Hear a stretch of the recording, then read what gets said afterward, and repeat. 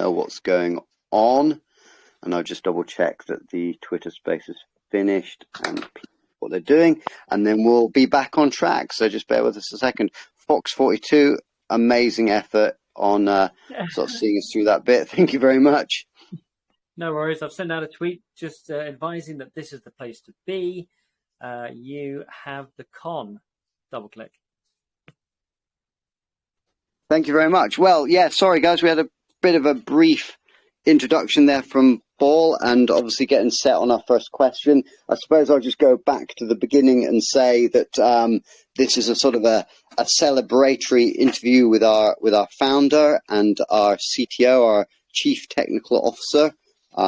Obviously, as you guys have probably noticed, we've been Elk has been going for 2 years now. I'm sure Baal has been working on it a lot longer than 2 years. I think we count the 2 years from when the token was launched on AVAX. Is that correct, Baal? Yeah, correct. Yeah, absolutely. And obviously Baal has been so kind as to give us a bit of an overview, a bit of an introduction of himself. You guys obviously know me already, but for those of you who don't, I'm one of the mods on the channel, both on Telegram and on our Discord channel. And I've got the pleasure of hosting this today. So I'll move on to our next question. So we've got a couple of sections to this interview with Baal. I've got some questions that hopefully will raise some interesting answers and some thoughts for you guys. And then we have got some questions from the community, and then we'll have a bit of a free-for-all, and we'll get some questions from the floor. As it's not Twitter, you don't need to request to speak. You can just unmute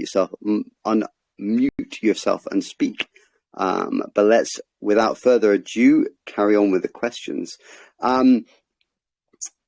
So, obviously, Baal, you're kind enough to give us an introduction about your vision and the values of Elk as an overview, and sort of why you set it up, and what that path was, what you were trying to achieve. I was wondering if you think after 2 years, do you still view Elk the same now? There's a lot of information out there, and we've seen Elk described as a blockchain.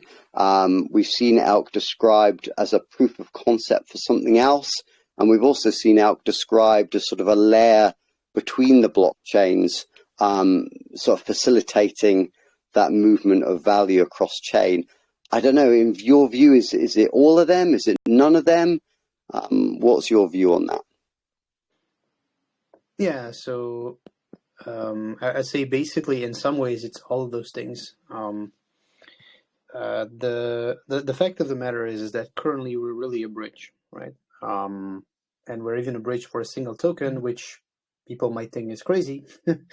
But the truth is we're about to become a customizable bridging framework, which will let developers, or really even non-developers, bridge their own tokens, or really just sort of design interoperability protocols or solutions between different chains. And our goal is also, eventually to bridge Web 2 and I guess the rest of the world to blockchain. So it's something that's evolving, right? There's essentially our full vision, right? And there's kind of where we are now, and then there's sort of like the different steps in between, right? Now, just to clarify, right? I think it's important to say that really what ElkNet is a transmission layer, like you said. I think you said the transmission layer between blockchains, right? That's really what ElkNet is, right? So that's the core of our technology. That's by far not everything we're doing, right? I mean, we have a DEX, we have farms, we have, or we're gonna have, bridge as a service, which is what we're calling the thing that lets you customize, a bridge, sort of like custom deploy your own bridge, right? Using our ElkNet infrastructure, and there's a bunch of other pieces as well. But overall, it's kind of like one core technology, and then on top of it, there's like a bunch of different pieces that some target end users, some target developers, some target both, I guess. And I mean, like this is really what we're aiming to do. And in the future, I guess you could say that elk will become a blockchain.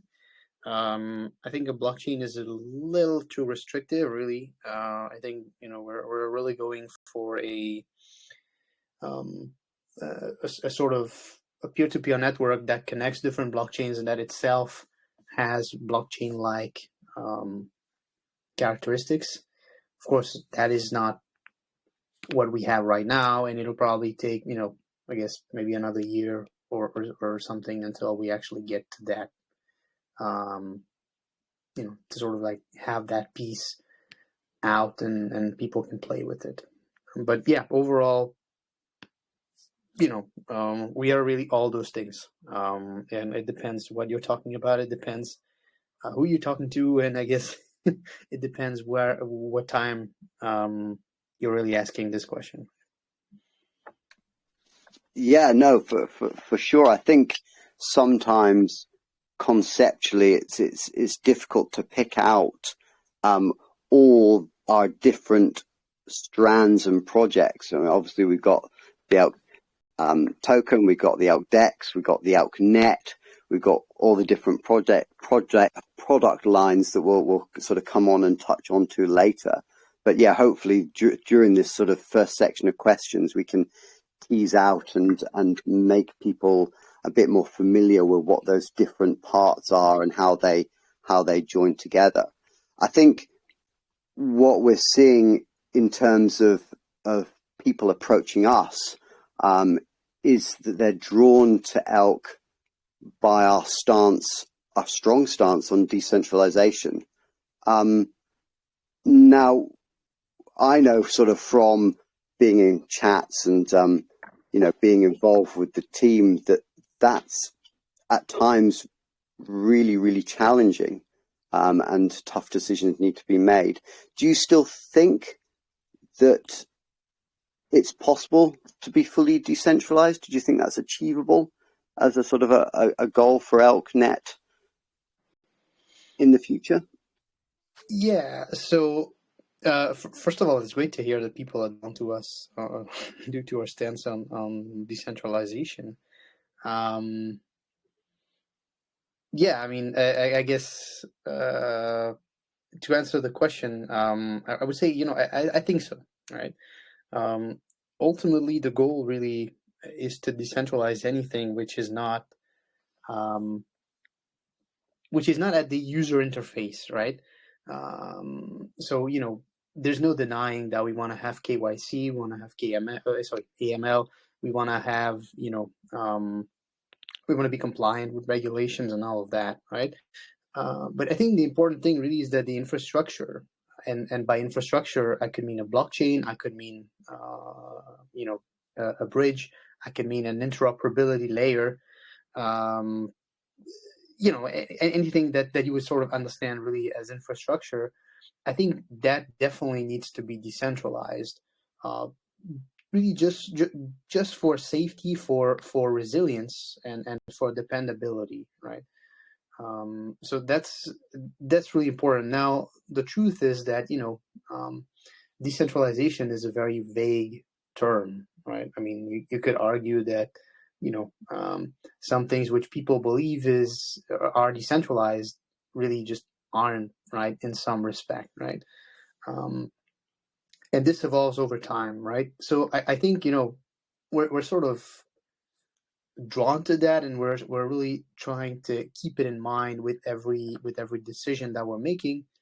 Many projects are doing that very well as well, and I think it's very much a work in progress, right? There'll always be human components that will introduce some amount of centralization somewhere. The goal is really that at least, let's say, the critical pieces, right, of infrastructure should be decentralized. And if you think about what we've achieved already, and I'm not talking about elk, I'm talking about the industry, right? we have blockchains which can't be censored, or at least so far. But beyond the censorship, they are resilient, right? Like basically, half the network can go down, and you can still produce blocks. You can still use it, right? That makes these very dependable systems, and this is really what we need if we're building, Web3 and DeFi, and essentially this future that we're aspiring towards.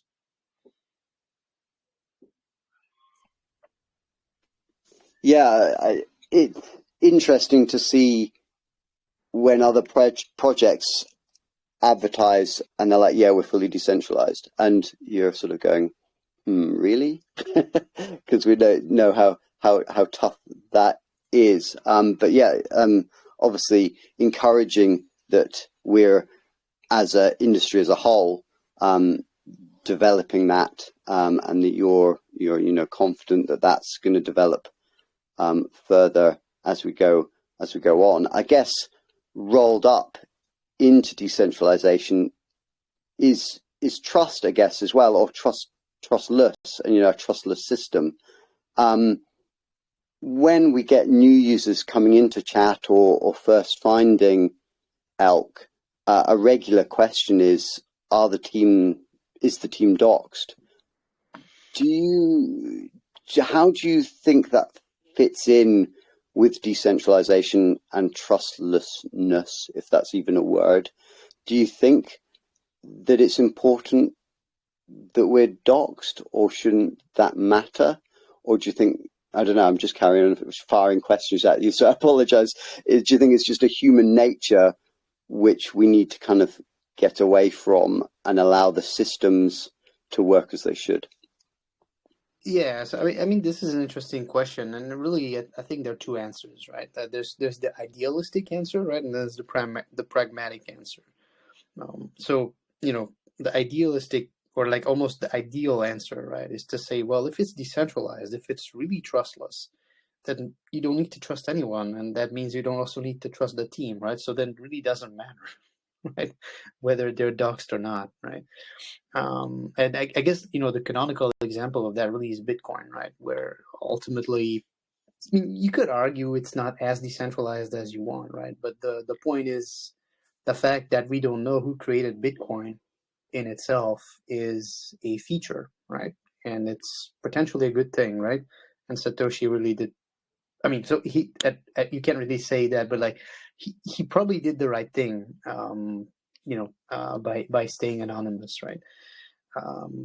Or at least I don't know what Bitcoin would have been today if he hadn't, if he had essentially doxed, right? Now that's I guess that's the idealistic view, right? The pragmatic view is of course, because projects are not, they don't live in a vacuum, right?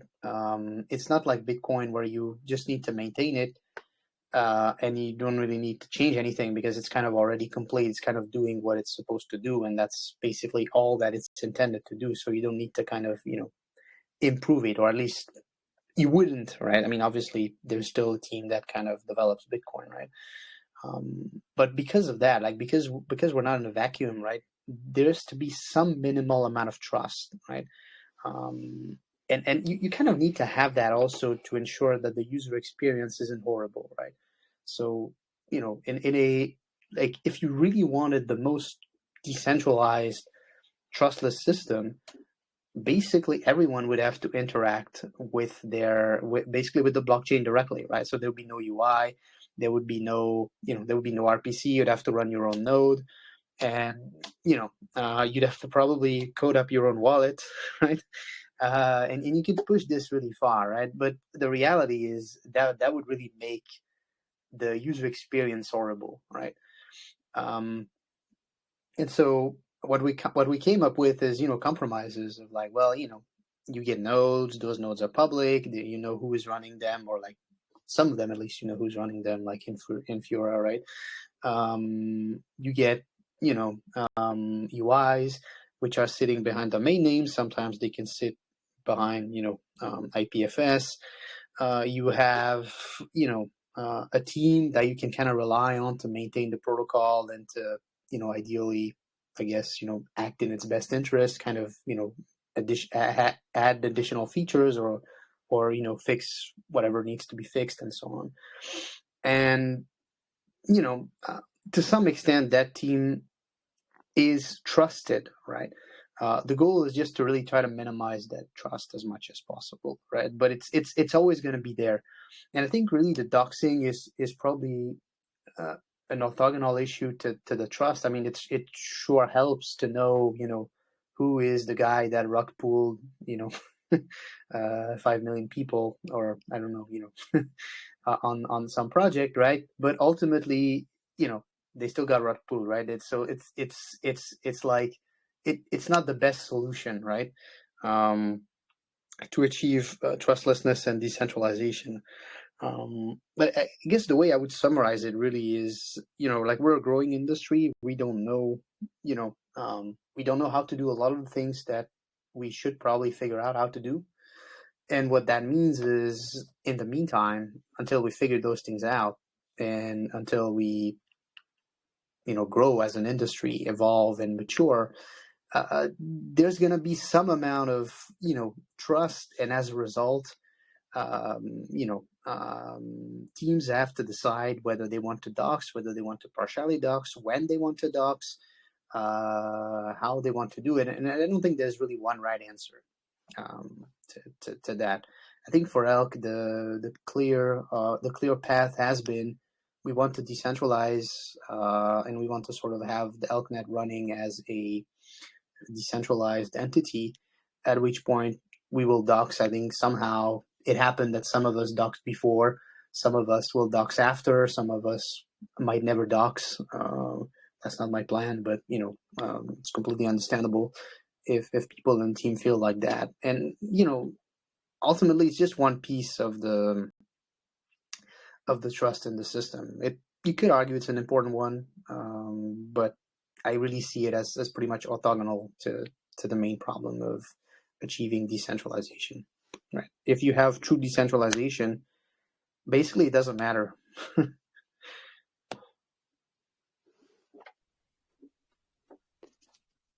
Thanks. Yeah, I echo your sentiments on that, and I guess we'll sort of circle back to this in a little bit, but just to kind of change gear a little bit.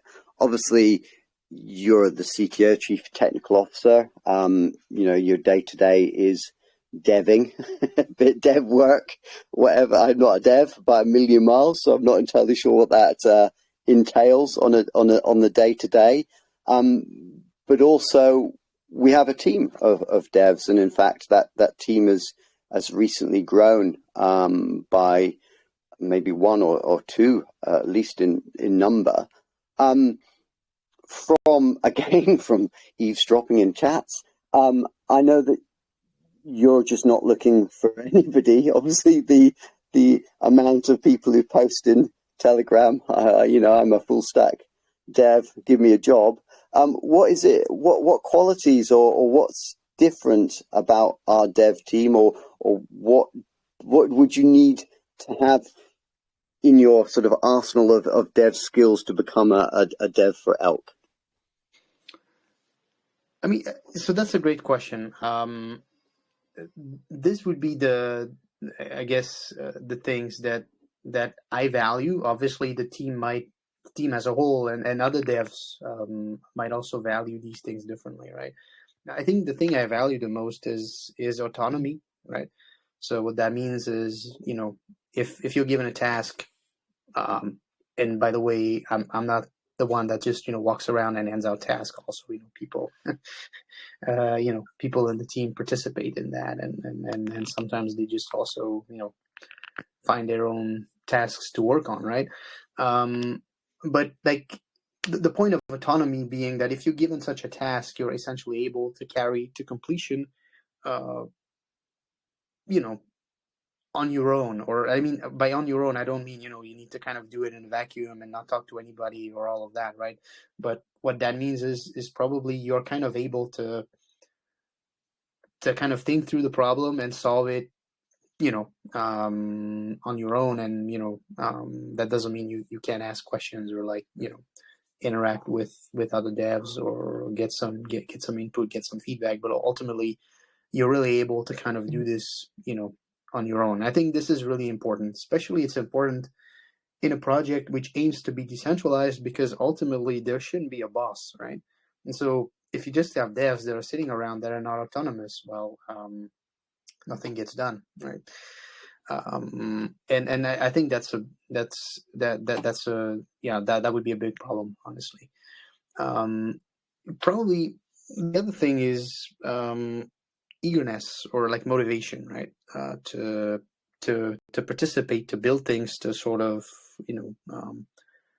bring your skills, your qualities, your expertise, and participate in building something which, well, may not outlive you, but essentially will be something which people will be using, ideally for years to come. And that means you really have this ambition, or this eagerness to come and make a strong contribution, in this case to elk, but I guess if it were for another project, it would just be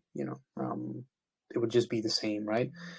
And I guess the third thing would be that you're a team player, right? Which you think might be a little bit in contradiction with autonomy, but what that really means is that you're around, you're willing to help, you're able to step in and kind of help someone get unstuck.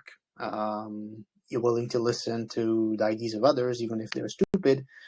And you're basically like a positive contribution in terms of the dev side of things, and you're really able to help us push things forward. And I guess like my answers there are probably not that different from other projects. You'd probably get pretty much the same answers from projects, at least good projects that are looking for good devs, right? So nothing is particularly different about elk. I think maybe the difference is that we are, and then this may be good or bad, like we have historically been very decentralized in terms of the development, and more like looking for people that are a good fit, rather than specifically looking for people based on a task basis, right? But both have been true at times, and I guess that will remain true in the future. So moving on from independent working and development as we push into the future, obviously our devs are currently hard at work on our FAS farming contracts, farm as a service contracts, and obviously looking, as with everything, to be sort of fully decentralized. Can you, as we look to the future, can you tell us why we're working towards a DAO, and also why we require independently run nodes to secure the elknet? That's clearly something that's in our roadmap, or what we're sort of trying to achieve. Why is that part important for us to develop further? Yeah. So first, one correction: the farming as a service is done. It's just needs to be audited, but that's kind of a done piece, right? So expect to see it out soon. The thing that people are working on now is the bridge as a service, and specifically that's also out, but we're kind of improving it, and I guess testing it, debugging it, and all of that, right? And now, I guess, in terms of why we're working towards a DAO, and why are we considering independently run nodes? So I think those two pieces are, like, they're somewhat connected, but pretty loosely, right? I think the connection really between them is decentralization, right? So why do we want to have a DAO? Because we don't really want to entrust elk as in everything that we're building, right? Not just the elknet, but like the whole thing. We don't really want to entrust that to a person or a company, right? We really want that to, you know, to follow the I think this kind of idealized paradigm, right, of Web3, where communities are companies, right, and so this is really what we're going with in terms of decentralizing Elk itself as a whole and moving towards a DAO, right. In terms of independently run nodes, so that's specifically for ElkNet. And the reason for that, again, is decentralization. But the more specific reasons really is that if multiple people are running ElkNet nodes, it helps with respect to a few things, right? So overall, you'd say decentralization. I would say in practice, what it means is it's more secure, right? Because not one node is responsible for bridging, right? And not one node also, like if only one node is responsible, it can also be hacked, right? Or there can be any number of things that go wrong, such as that node going down, right? So ultimately, we're building something that we want to be there for years to come, and I guess our inspiration would be pretty much Bitcoin, right? At this point, and the idea that in order to build something that can last long, the only way really is to go toward having multiple people participate kind of independently, really, in running that piece of code, right? That software or that service, so that it will become more resilient. It'll become more dependable, and overall it'll just be more secure, right? So yeah, the nodes are going to sit sort of at the center of the elknet as such. So they'll be authenticating the transactions across the elknet. Is that correct? Yeah, essentially they'll be validating, or like essentially observing transactions that take place on the specific chain, or like on all the chains, right? And they'll sort of agree on what transactions have actually happened, right? And then they'll take the corresponding action on the target chain, and then sort of follow through as a as I guess as our design really is really two-way communication, right? So they'll essentially first of all enable two-way communication between chains, and they'll of course follow through to make sure that the action that's supposed to be taken on the target chain is actually taken, and they'll also notify the original chain. So it's a little bit more complex than just checking, right? And then just posting a message on the other side, right? But conceptually, this is really what's happening, right? And this is the abstraction that you're dealing with when you're using ElkNet and our BAS and just our bridge. Yeah, I mean that's pretty exciting. Obviously, an opportunity for people there, and another use case for the elk token as well. Obviously, I believe. I mean, obviously, clearly butt in if I'm wrong, but would be incentivizing individuals to run independent nodes, and that is part of our future. Speaking of, there was a bit of alpha in there as well. I almost missed it. Did you say that the FAS is pretty much there, ready to go? What's the I guess our product line can maybe be a little bit confusing for people. What is so special in your mind about our farm as a service, which is all but ready to go? Yeah. So first of all, the farm as a service, I think there's one confusion that I often have to clear. So you might have seen in, I guess, other projects marketing or just doing your own research, really, you might have seen something called farming as a service, right? That's not really what we're doing, right? So we're really calling it farm as a service, right? Of course, it might be a bit unfortunate, and we might have to rethink our naming. Just quickly, farming as a service, what it means is you're entrusting a third party really with your tokens to farm on your behalf, right? This is not at all what we're doing, right? Nothing to do with that, right?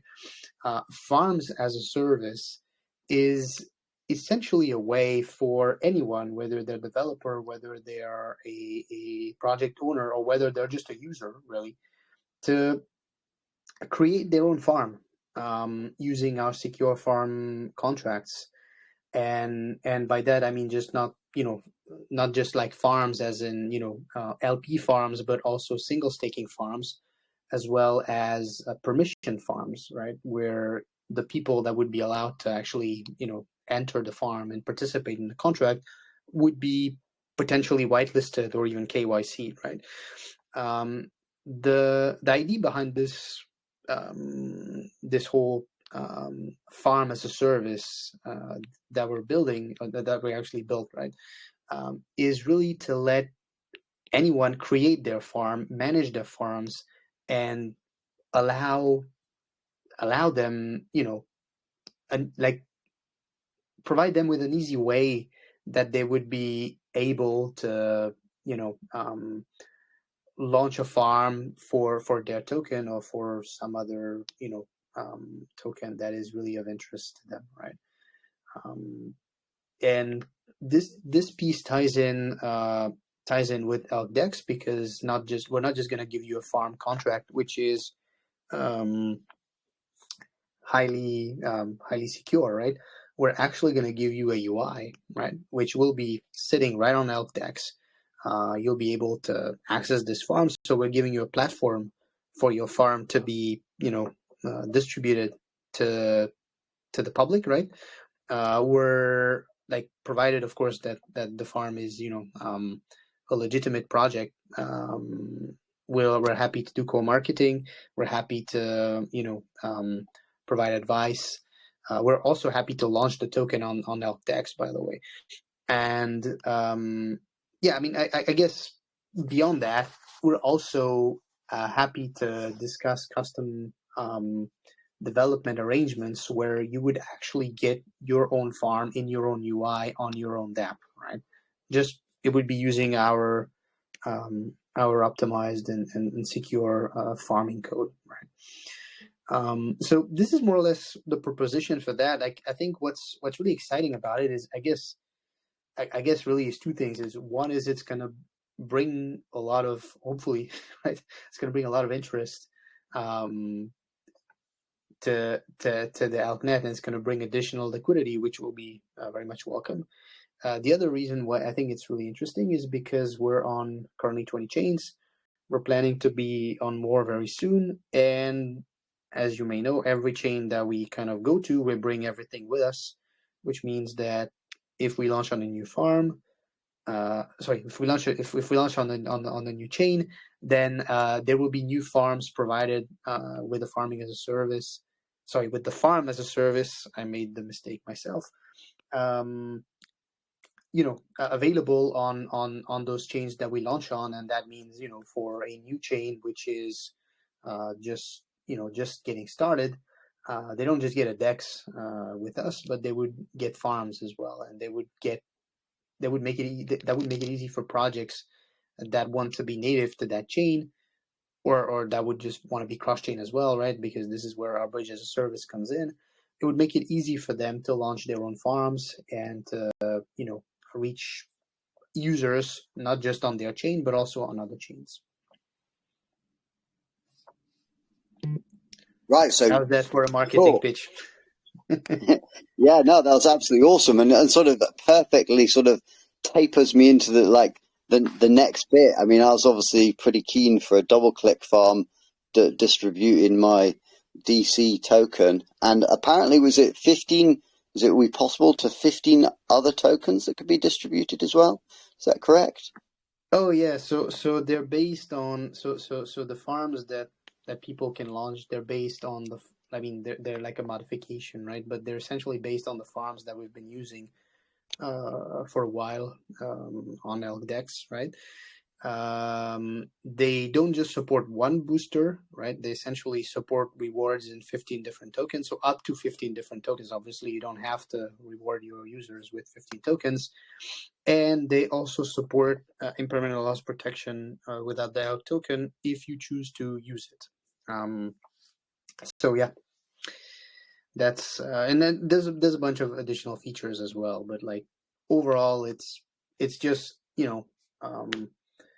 it's just really like an optimized and kind of secure way to launch your farm in a completely permissionless way. By the way, like the only thing you have to do to create a farm is just pay a little bit of elk, right? And then we don't have much control over it unless you start scamming people. Then we start to delist you on the ElkDex, and then there are other steps that can be taken as well.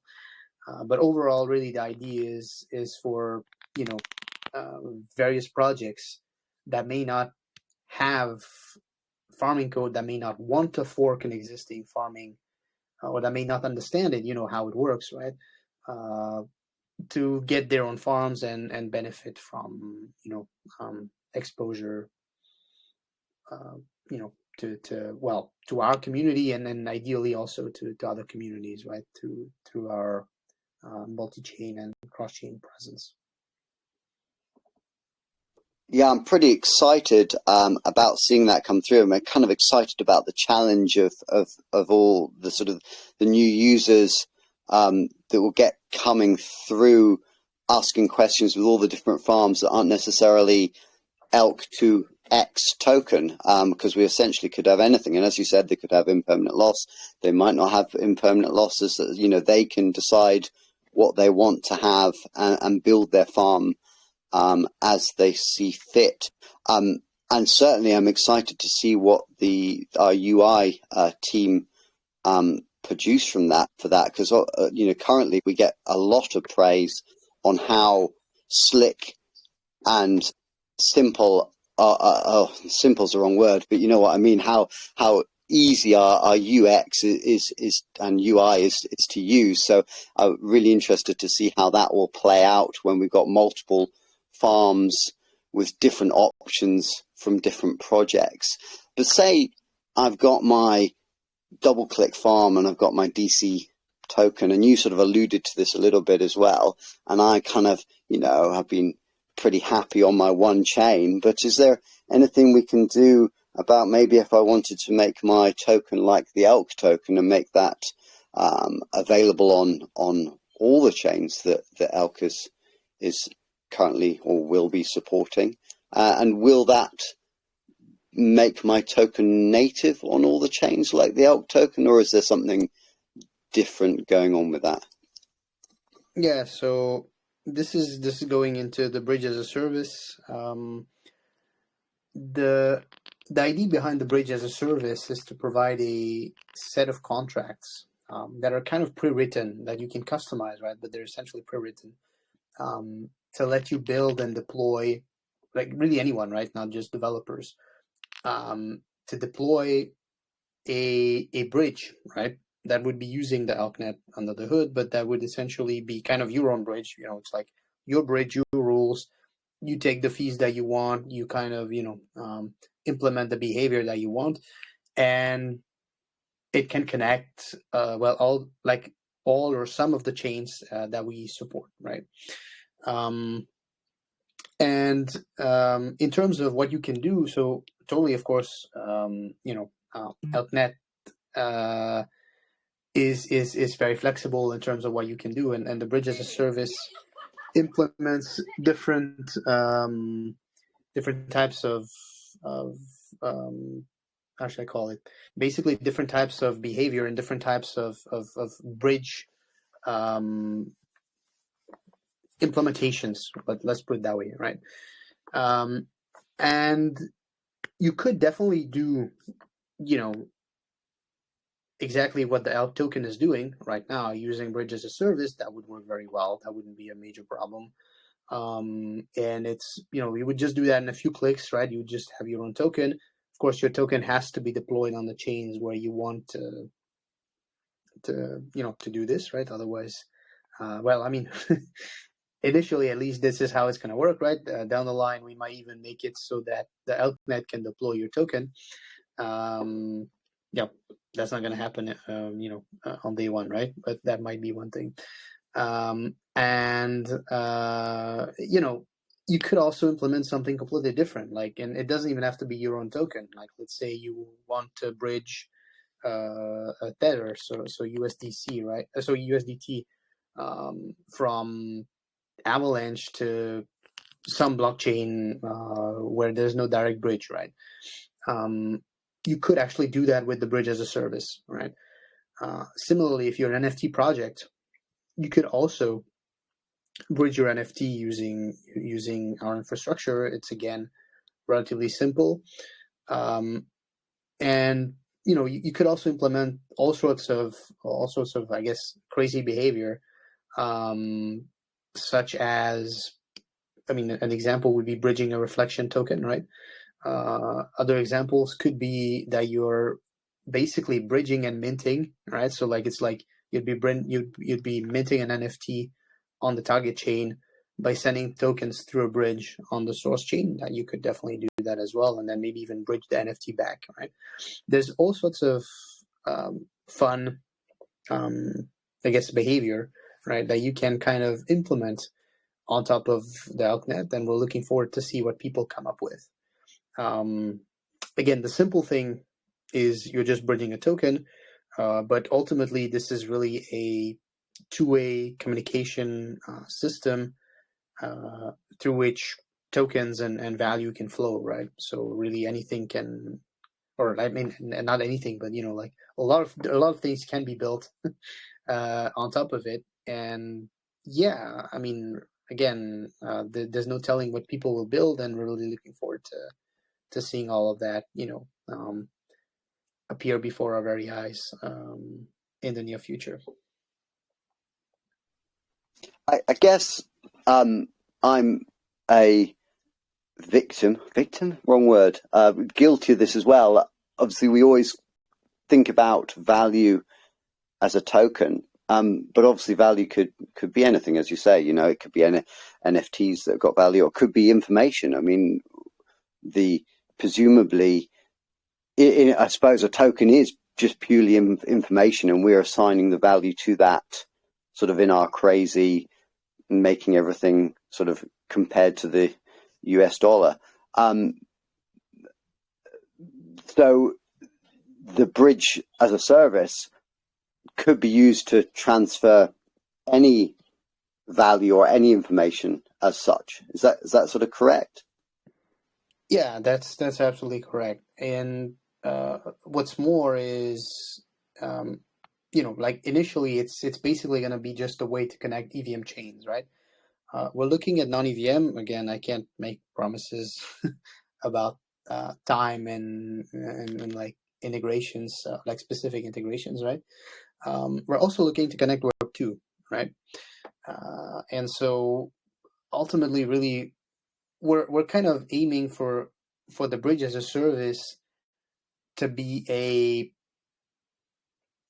all-purpose, self-service solution, right? Where all you really have to do is implement some code that performs the required behavior that you need, and then just pay a little bit of elk, right, to the elknet, so that it will do the work of carrying your messages around, right?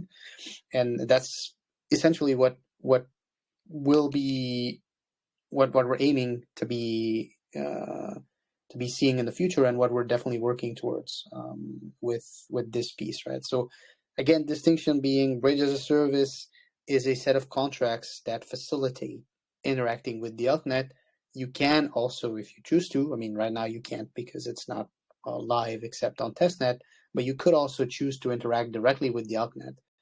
And that part will become probably more relevant as we turn elknet into a more a more fully featured peer-to-peer network, right? And at that at that point, this piece will also be very important because we want to connect Web 2, and I think we're going to be seeing a lot of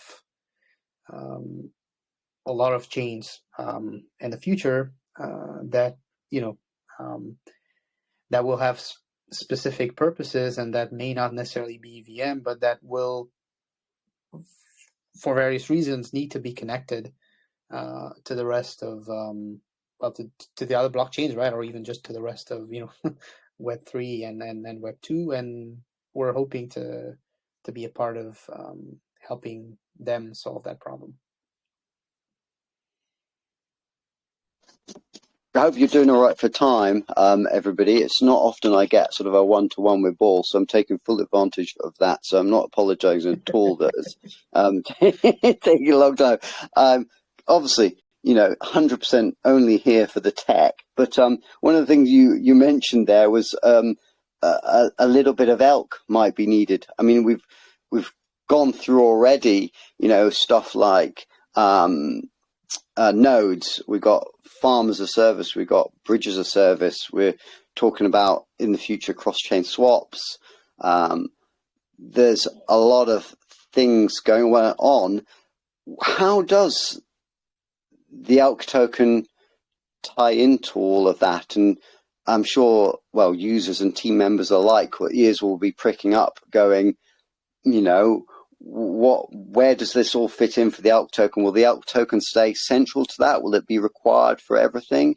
Or is the elk token and the elk net a sort of a demonstration of what's possible? Okay, yeah. So first of all, the elk token is the lifeblood of the ecosystem, right? So that's a given. I mean, you might argue that initially we didn't need a token. We launched one anyway. Maybe in retrospect that was a mistake to launch it too early. Who knows? The reality, though, is that it will be there. It will continue to be there for maybe forever, I guess, because but definitely for a very long time, and I think forever. But I think the important thing is you may actually not interact with elk token while you're using some of our services, right? So typically, now you can bridge the elk token around, and you can use that to kind of move value between chains, right? I mean, it's somewhat useful. There's still price impact. There's still various things that you must take into consideration. But ultimately, as we kind of start rolling out the bridge as a service, as well as our cross-chain swap, you may not be like users. I mean, I guess everyone here would be aware because they'd be using elk for elk, right? But like users may not be aware that they're using elk, but they're using it under the hood, right?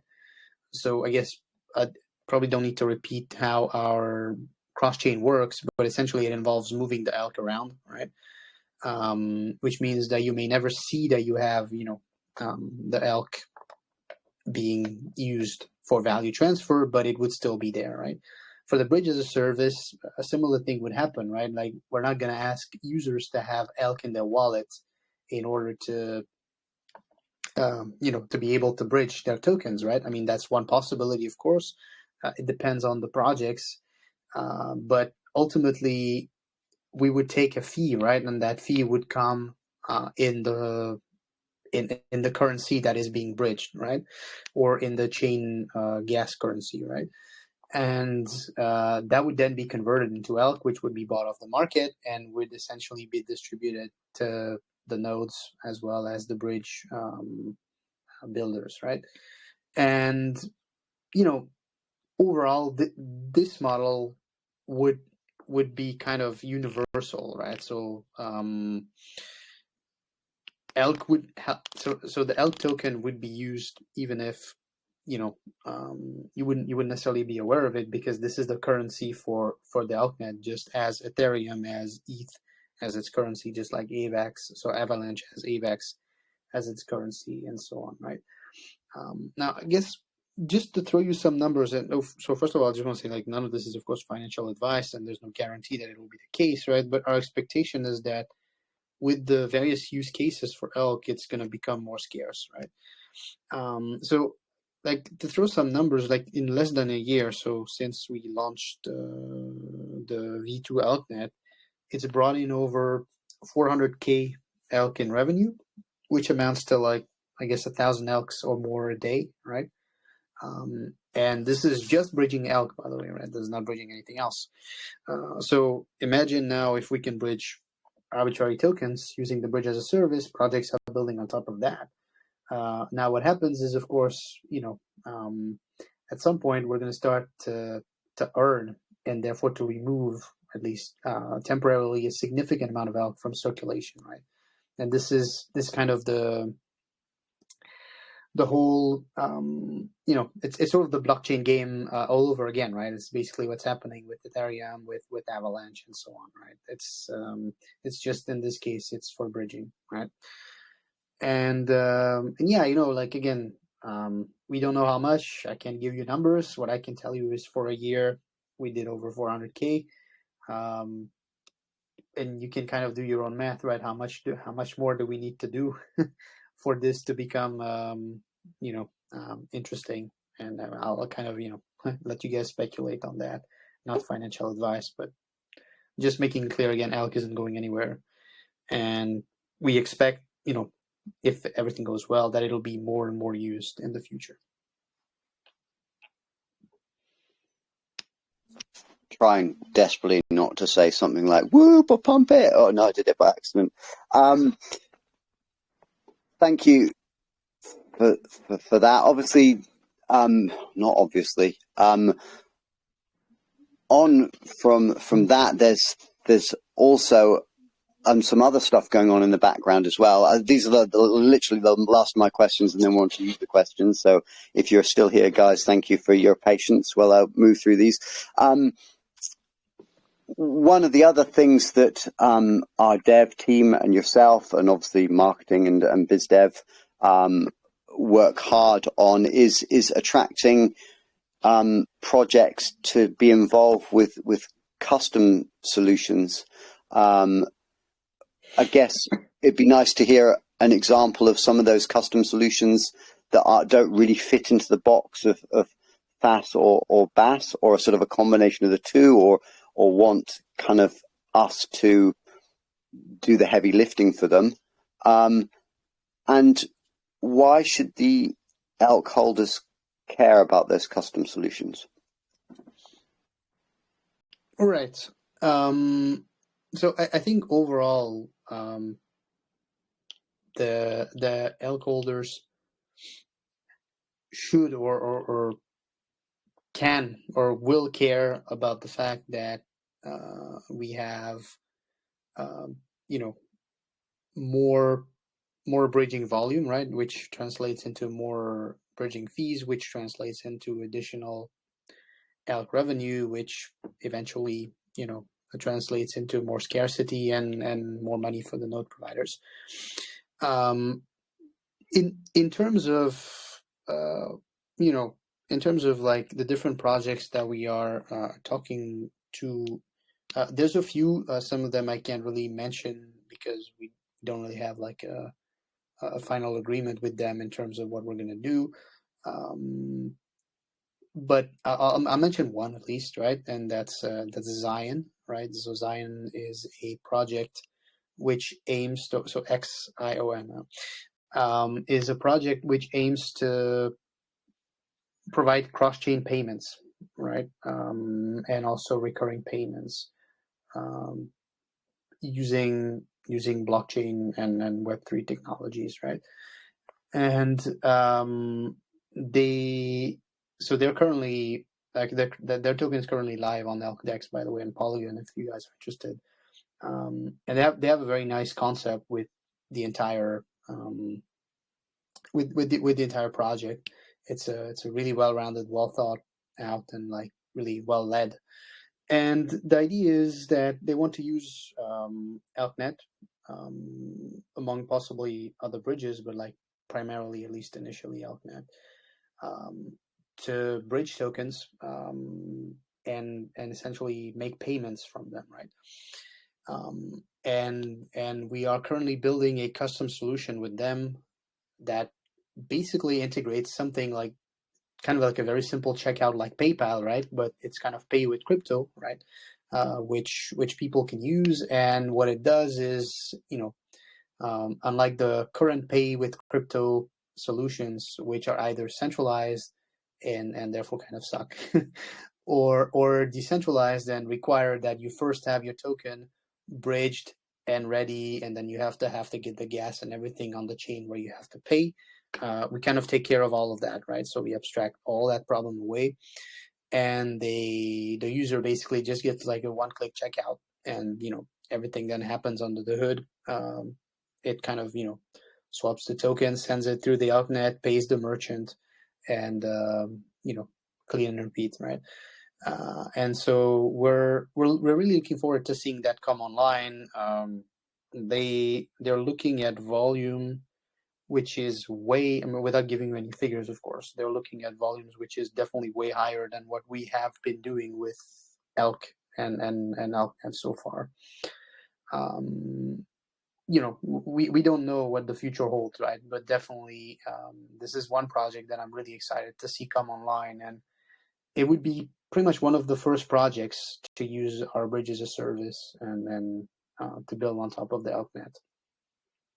So that's one. That's not all of them, and there's definitely a few more, and there's probably even some that I'm not aware of that the BizDev team has reached out to, and the discussions are still at the level of trying to figure out exactly what would be done and how that would work.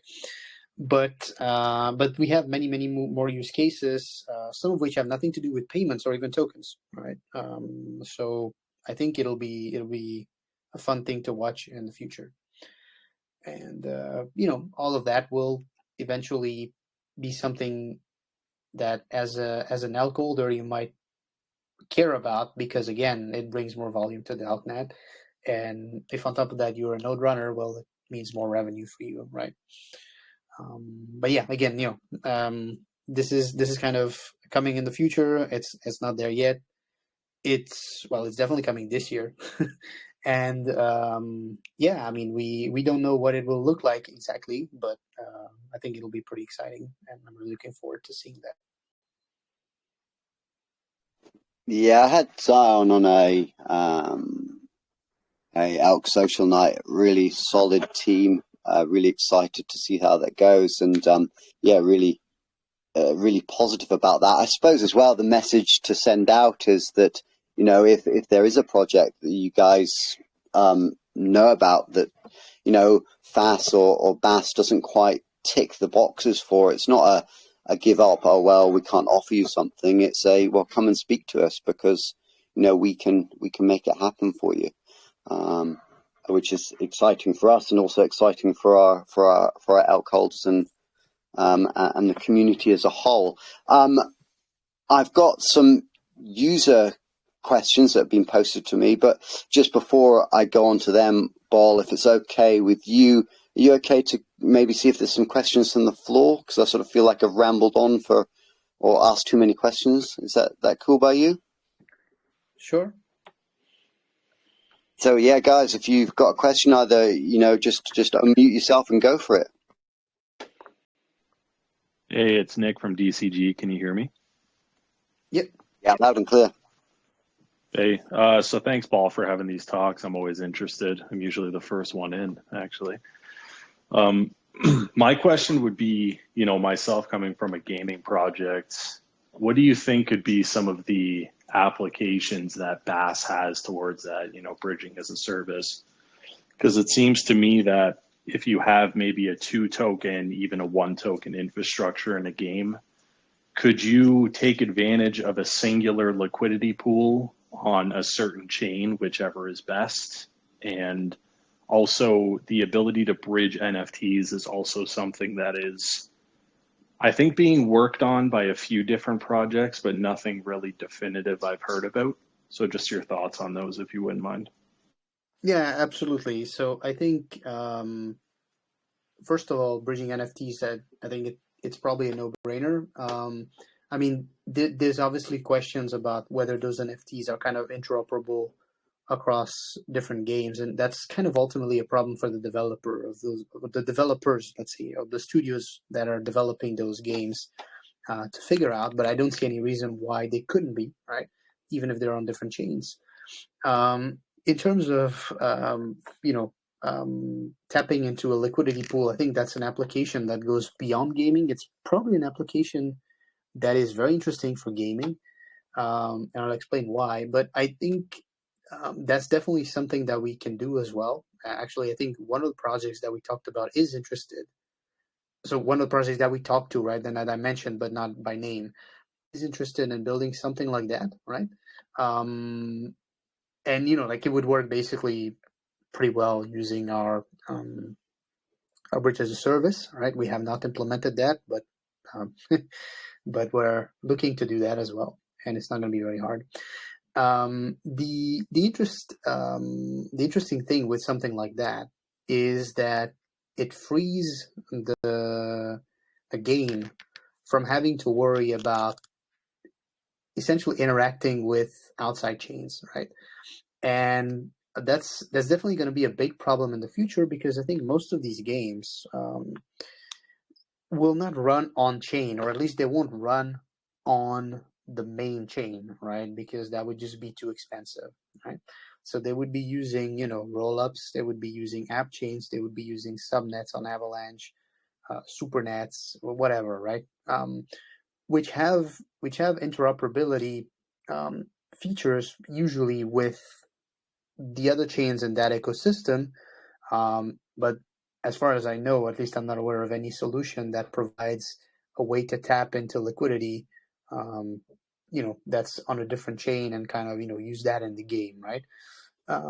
So that's definitely something that could be very interesting. In our case, we're chain agnostic, we're even ecosystem agnostic, right? So our bridge will work on any chain that we support, whether that chain is a subnet, whether that chain is a roll-up, whether that chain is an L1, an L2, something else, as long as we support it. And so that would basically make it relatively easy for game providers, or for game developers, or just for users, really, to interact with their games in a way that doesn't require them basically getting a PhD in how to use MetaMask and bridging, right? And again, I think this problem goes beyond gaming. Of course, it's a problem which will definitely be very present in games, and it's definitely one of the main problems that we're looking at when we're building this whole infrastructure.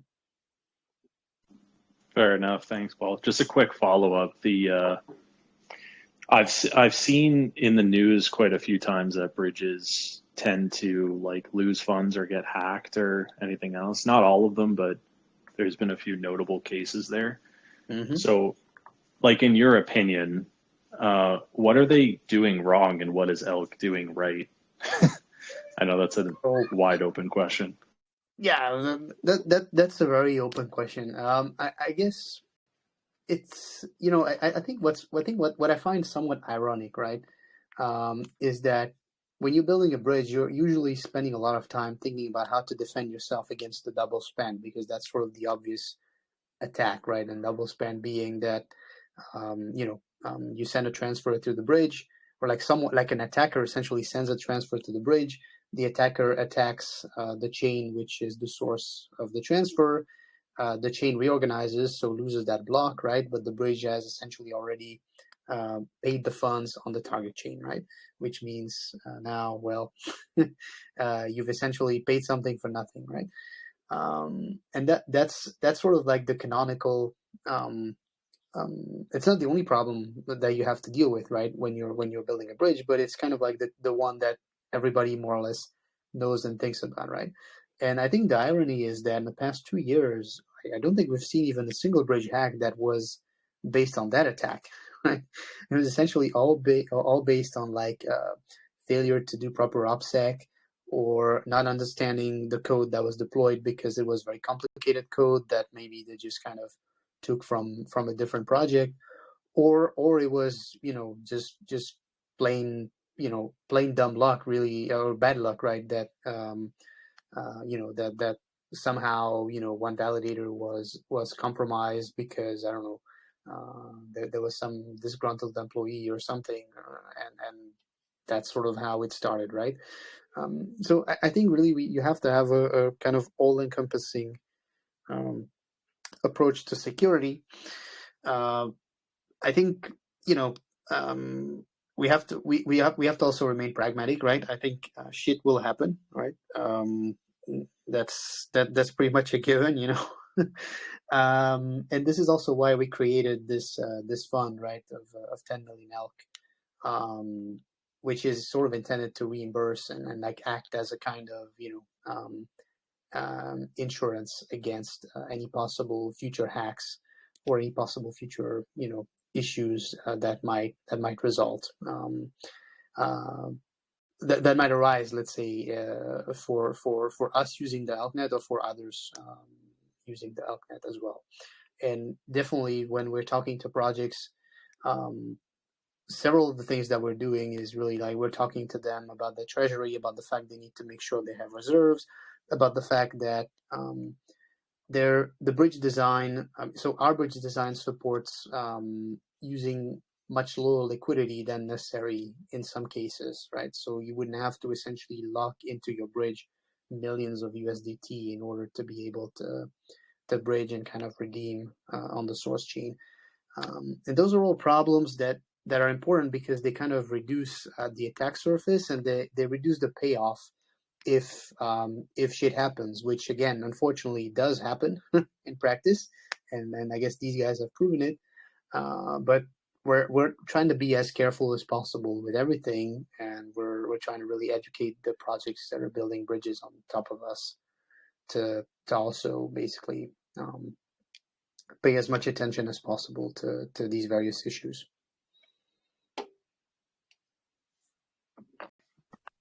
Good opportunity for me to actually cut in with a user question from @ButchFootlong.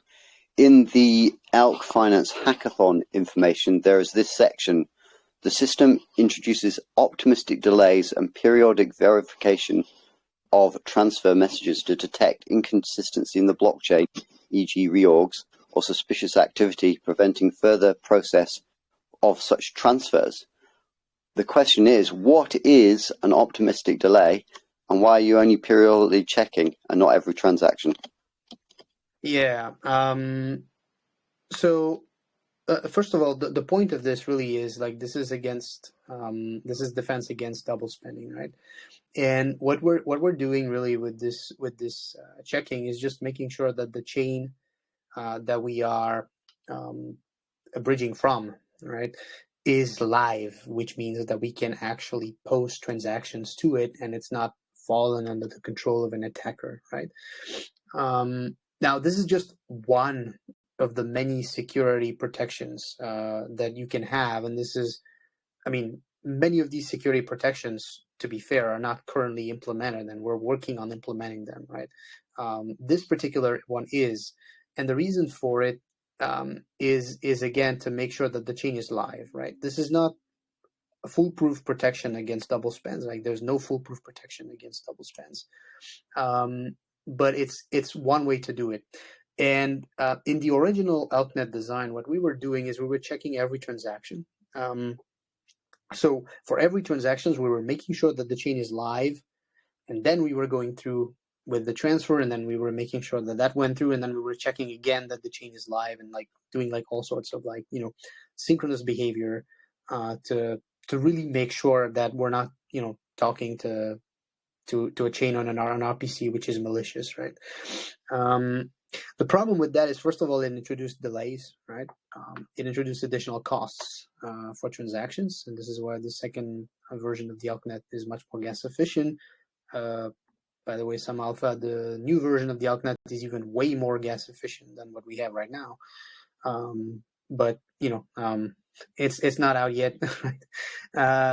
And I guess the reason really was just that. Like, so we kind of said, well, there's a bit of a trade-off here between being fully paranoid and being somewhat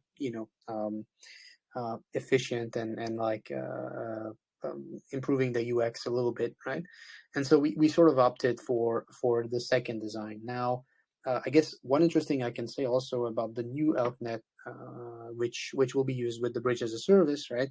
That version lets you go back to that paranoid mode if you are concerned about the token or the chain, right?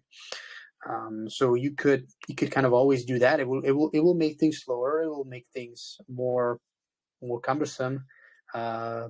Users might complain about the bridge, like as in, yay, it's initialized, but it's not going through. What the hell is going on, right? And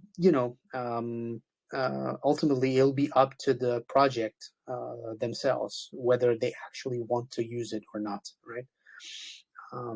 With all the risks that it involves, right? So we're again building infrastructure for bridging. We're building bridges as well, right? But like we're not sort of telling you as a project how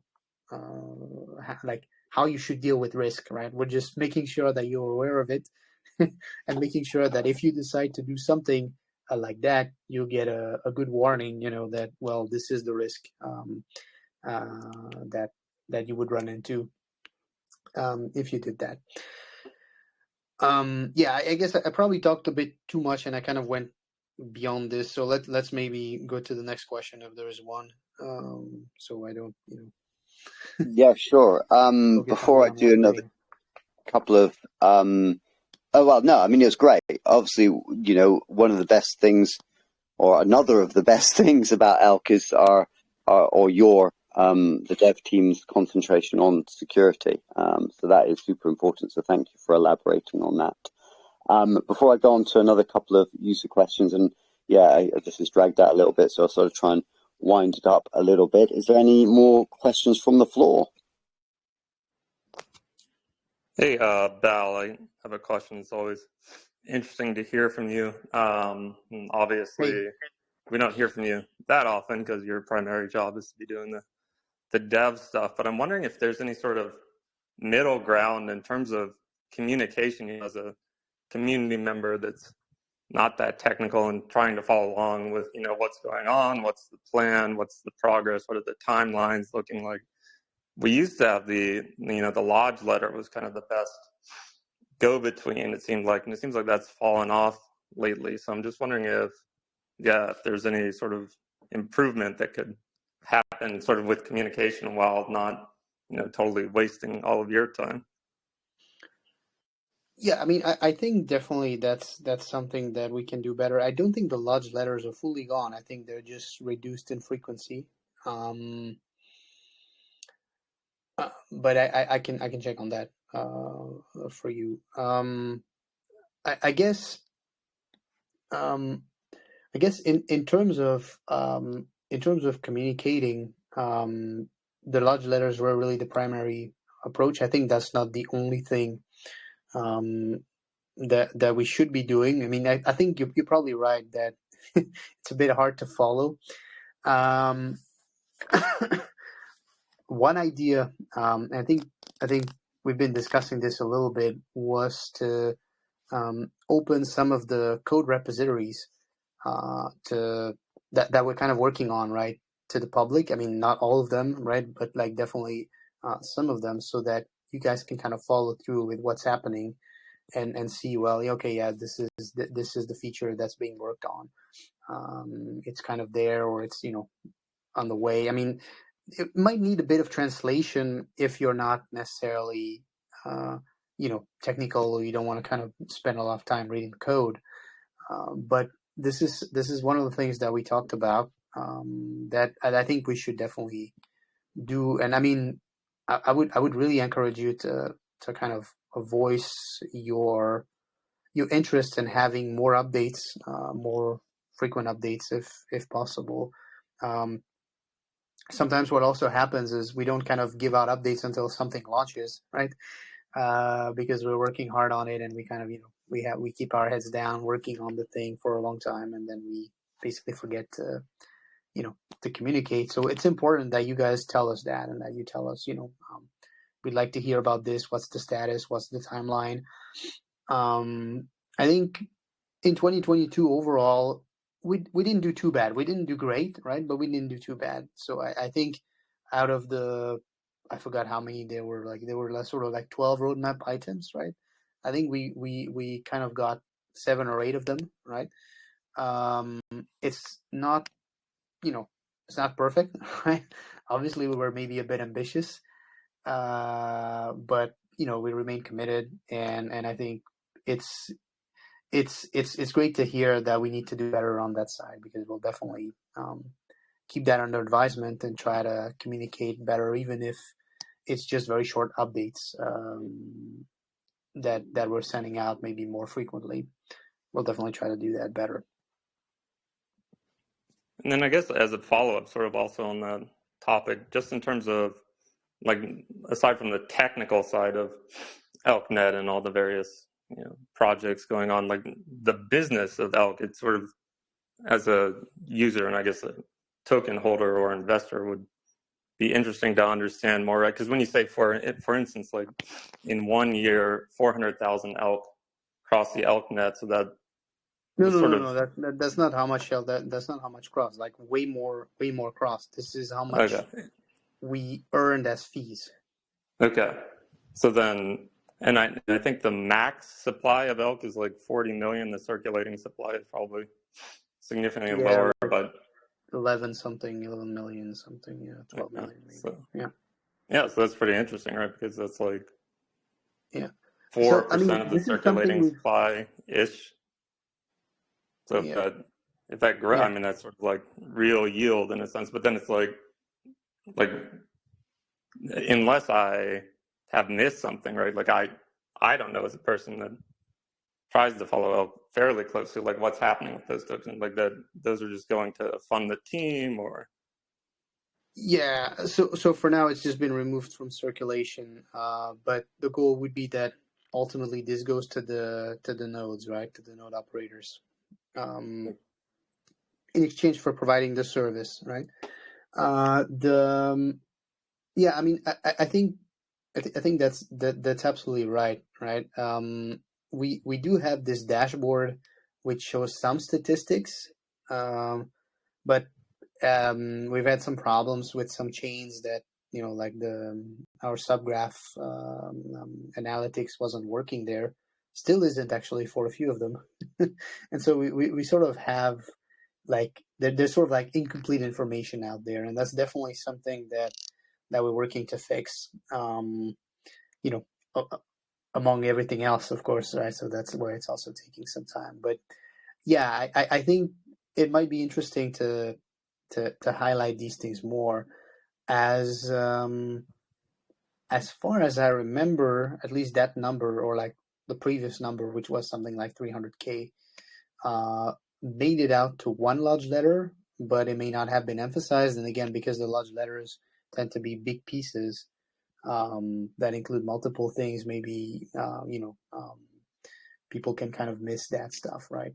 So we'd have to think of a better way of doing that. I guess the other thing I can say is like all that stuff gets better with time, because with time we're able to build more infrastructure. We get more statistics. The AltNet gets better. We get better reporting, and hopefully we get also more devs. And so we're kind of able to provide all this information. But yeah, I mean, again, thanks for pointing it out, and I'll make a note to make sure that these metrics are kind of better reported, or at least some kind of like monthly or something, summary of what has been going on, and how many transfers went through, and like what fees we earn and things like that. Yeah, we'll definitely try to do better. Thanks for letting me know about that.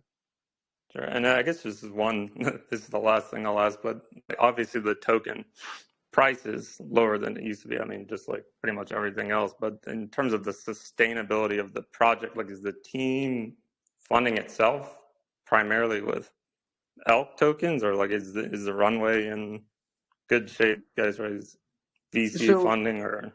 Yeah, so it's kind of hybrid, but what we're looking at now is several grants from different chains, essentially, to deploy on them. We're also doing custom work, like I mentioned, right, which brings in some revenue. and we're definitely looking at VC funding. I think VC funding is a very complicated topic, because our main interest with respect to that is not to get, VCs that are just gonna get some tokens and then dump them on the community when it's convenient or when it's not convenient. And so we've been a bit picky, like in the past, right? When VCs approached us, that we really wanted to make sure that they would be contributing and they would sort of have a long stake in elk. You could argue that this may or may not have been the best approach in retrospect, but ultimately, at least we avoid that problem. The like I guess just to answer, like, I guess in terms of sustainability, so so far I guess we're okay. Like, we're doing okay. We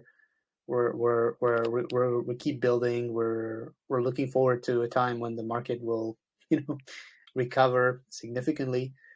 And like that's basically really all I can say. I think we probably don't have to wait that much longer, but that's my take on it, and I don't know what will really happen. But yeah, so like what I would say is don't worry, like we're not going anywhere.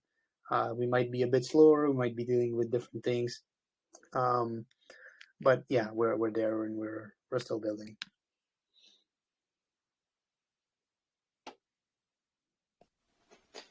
I just wanted to make sure I jumped in with another user question, and well, because this user is also one of our ambassadors, and an amazing thank you to our ambassadors who are promoting us and helping us with different projects.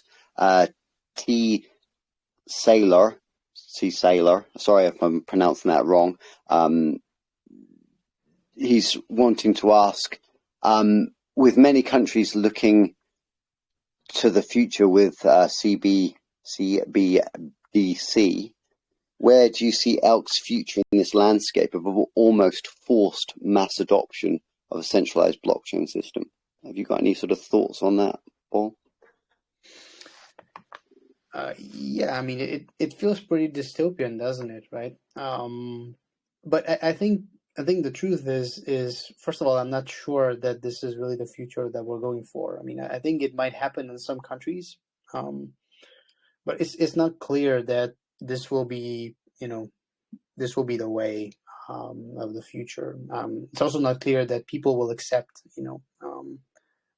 I mean, they may not have a choice, right? But ultimately, some people would definitely put up a fight, and I mean, non-violent, please. I'm just talking about like rejecting these crazy attempts. I think there's one question, right? With CBDC, the question is how will it be implemented, and ultimately that's probably the key question, right? In terms of their success, right? I don't have the formula for how it should be done, honestly. I think, like, this is just my personal opinion, right? I think a lot of the plans for CBDC will probably come to pass, right? But it's not clear that those solutions will really do much, right? And I guess maybe like a different way of looking at it is like currently the dollar is already pretty much virtual, right? Like I think something like 97-98%. I don't have a source for that, but like this is what I heard, right? 90 let's say 98% of all US dollars in circulation are already virtual, right? Which means it's already a digital currency, right? It's just not on the blockchain, right? And it's not clear what will happen with that. Like there's kind of these proposals. Ultimately, yeah, like ultimately time will tell, and I'm sort of definitely not a proponent of CBDCs. I think they'll be there. they might be used to some extent. But we just have to wait and see when it comes to that. Now, I guess one thing that I wanted to point out, right, in terms of like where that fits with elk, is, we're building infrastructure, right, and we're basically agnostic to whether the stable coins that we're bridging, whether the stable coins that are being used are CBDCs or whether they are something completely different, right? So, like for us, it doesn't change that much, right? We are worried about, censorship. We're worried about the fact that, your funds could no longer be your funds on the click of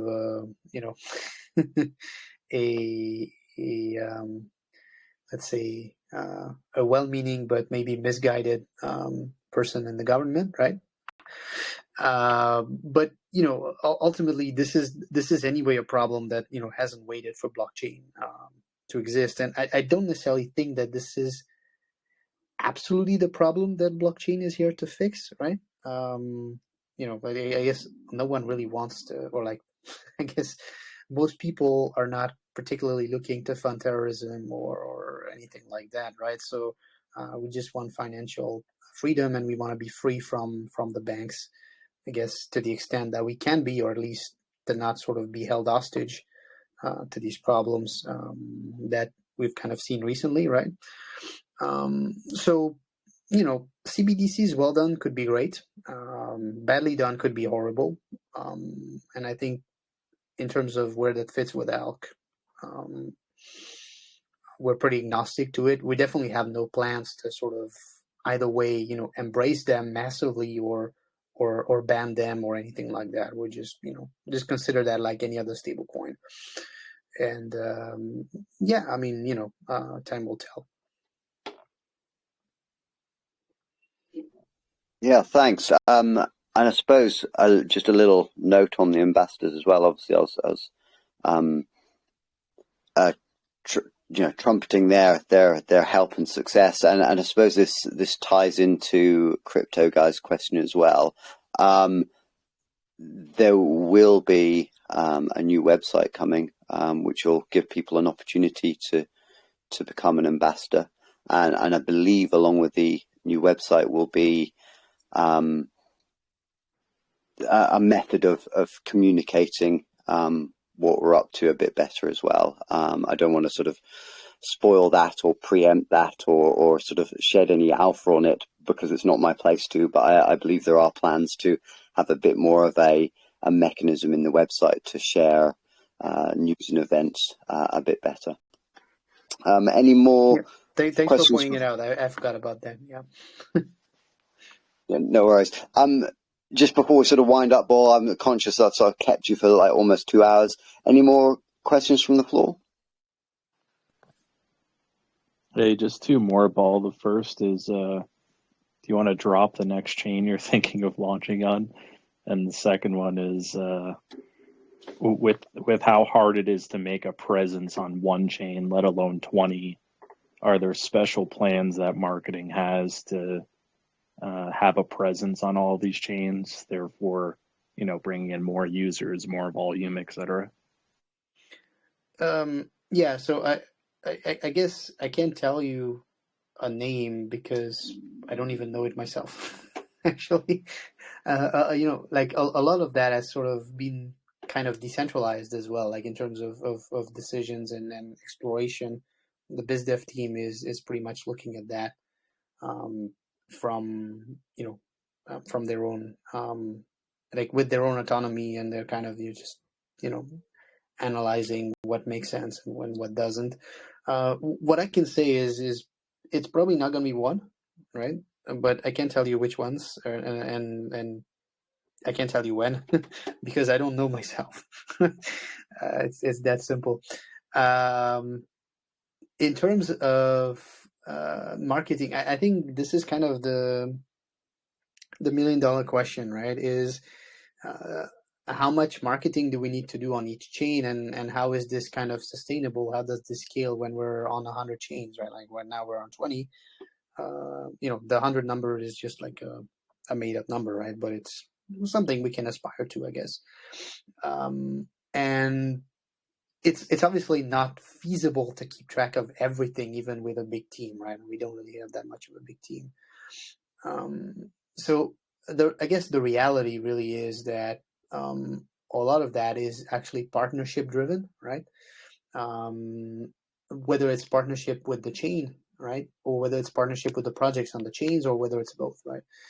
And as far as as far as I can tell so far, we have very good connections with most of the chains that we are on.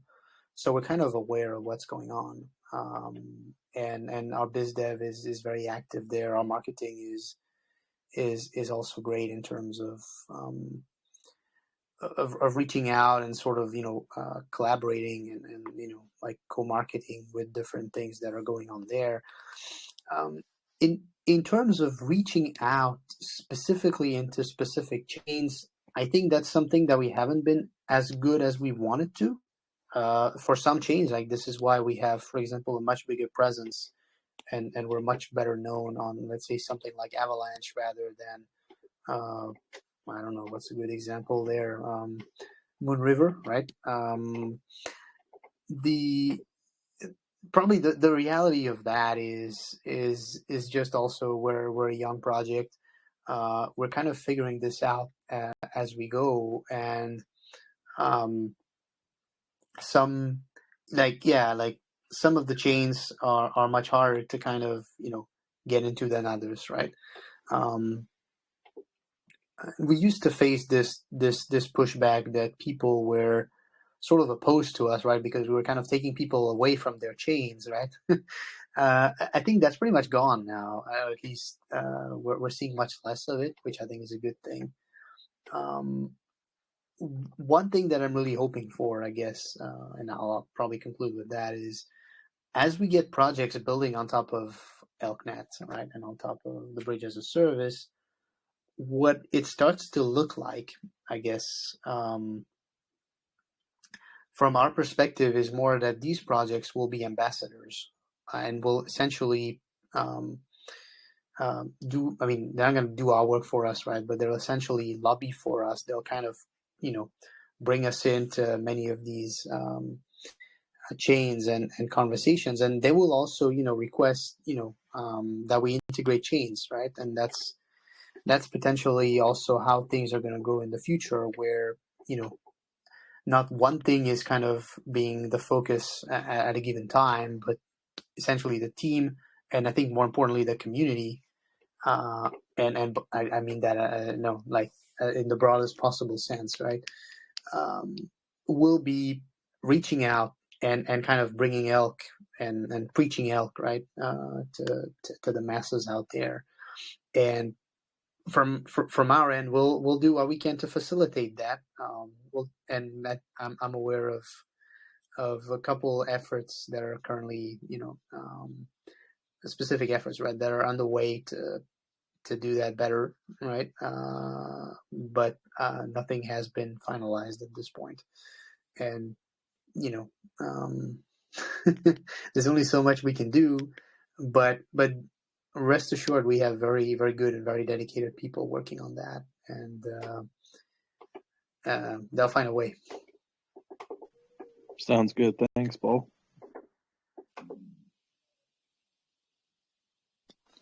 Opportunity for the last questions from the floor. If there's none others, I got one more. I've got loads, but I'm just trying to hold back. It's already been like 2 hours. Yeah, go for it, man. Yeah, I know. I feel bad for Baal at this point. Just a quick one. With the opportunity for bridging as a service, could you technically launch on other chains without bringing, elk token with you? Like, let's say that there's a huge demand for a certain chain, and then bridging as a service is open to that chain, but not necessarily the elk token. Like, is that possible?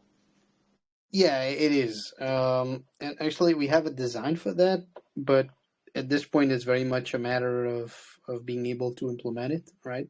The ultimate goal really is that, and again, this is a vision, this is not a promise, this is not, I mean, this is actually, it is in our roadmap, but, you know, far into the future at this point, right? Is the goal to essentially let a chain essentially build, like integrate Outnet on their own without us having to be involved in it, right? There's lots of, let's say, or there's not lots, but like there's a few technical challenges that may need to be worked on still to enable that, but that's definitely one of the goals. And ultimately, you could argue this is the ultimate decentralization, right? When we no longer have control over which chains we support, right? The community, or like the Elknet node runners and then the community as a whole control how this is happening, right? And which chains are supported, and like, you know, what things are going on, and all of that, right? But that's, again, that's not something we have now. We have a design for it, or part of a design for it, and we'll, you know, we'll definitely aim to get there at some point, but probably not very very soon, right?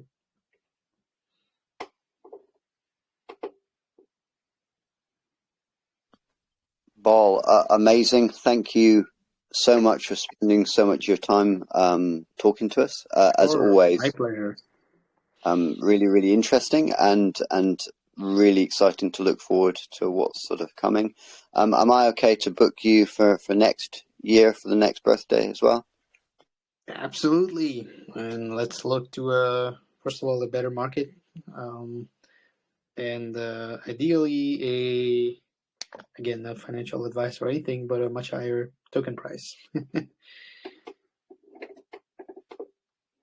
Yeah, Yeah, I'm in those for would that. be my bird. Oh shit, I shouldn't say, because obviously then it's not gonna come true. But like, those would be my birthday wishes